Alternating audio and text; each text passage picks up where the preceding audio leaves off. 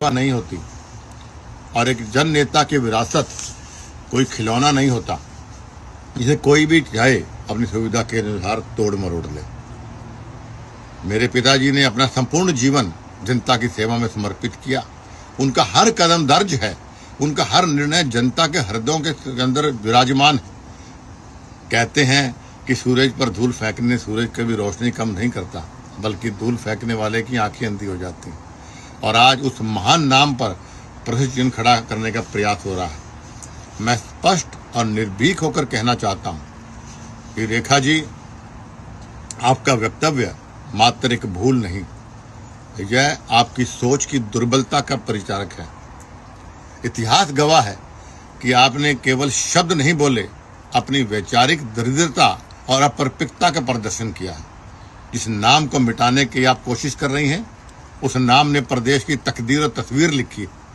आप जैसी नौसिखिया राजनीतिज्ञों को शायद यह नहीं पता कि इतिहास पढ़ना आसान है, लेकिन इतिहास रचने के लिए खून पसीना एक करना पड़ता है। चौधरी भजन लाल जी एक व्यक्ति नहीं, एक संस्था थे। उन्होंने सत्ता की कुर्सी नहीं, लोगों के दिलों पर राज किया है।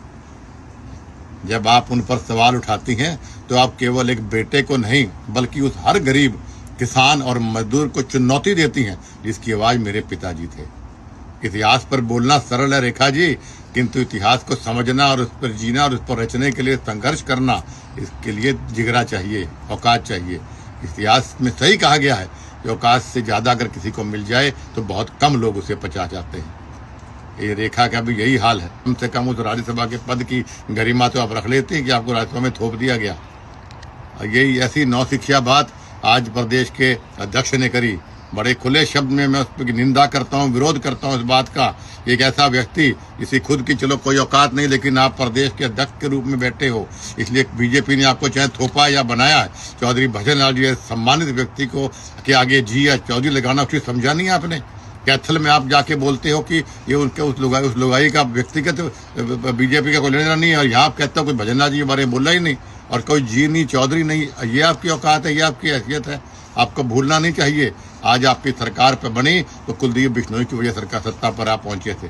3 बार सरकार आपकी बनी, 3 में से 2 बार सरकार बनाने में कुलदीप बिश्नोई का योगदान है। बीजेपी को जानता कौन था पहले? आपको मैंने मेरे गठबंधन की वजह से, मेरी वजह से आपकी सरकार बनी, कम से कम उसका तो आप एहसान रख लेते हैं। और इस बार भी 7.5% वोट हरियाणा प्रदेश में जो मेरा व्यक्तिगत वोट है चौधरी भजन लाल जी का, वो पूरा का पूरा वोट मैंने आपके ओर ट्रांसफर कराया। मेरा वोट साइलेंट है, वरना तीसरी बार सरकार बन जाती। और चौथी बार सरकार ऐसे घमंड में नहीं बनेगी आपकी। आपको बड़े नेताओं को, संघर्षशील लोगों को, जनता के काम को, जनता को साथ लेके चलना पड़ेगा। इस प्रकार बड़े नेताओं की अगर आप बेइज्जती करेंगे तो जनता किस बात को भूलती नहीं, ना हम भूलने देंगे। मैं आपको स्पष्ट शब्दों में कहना चाहता हूं कि मुझे मजबूर मत करिए आप लोग कि मैं कोई ऐसा कदम उठाऊं कि आपको दोबारा अर्श से फर्श पर लेकर आ जाऊं। मैं भारतीय जनता पार्टी का एक अनुशासित सिपाही हूं, इसलिए आपको ये चुनौती दे रहा हूं, वरना कदम उठा चुका होता मैं। लेकिन आपको चुनौती दे रहा हूं और आपको अवगत करवा रहा हूं कि तुरंत प्रभाव से आप उस रेखा से माफी मंगवाइए और मोहन लाल बड़ोली जी को बोलिए कि चौधरी भजन लाल जी का नाम सम्मान से ले, और जो सही है वो सही बात करे। तुरंत प्रभाव से या तो वो रेखा माफी मांगे और या चौधरी भजन लाल या इसको आप नोटिस जारी करिए, वरना ये मामला यहाँ तक सीमित नहीं रहेगा। और मैं फिर दोहराना चाहता हूँ कि मुझे आप मजबूर मत करिए कि मैं वही पुराना बब्बर शेर हूँ। शेर को आप पिंजरे में रख सकते हैं, लेकिन शेर के नजदीक जाने के हाथ लगाने की हिम्मत कोई कर सकता नहीं है। कुलदीप बिश्नोई आज भी वही बब्बर शेर है जो पुराने जमाने के अंदर था।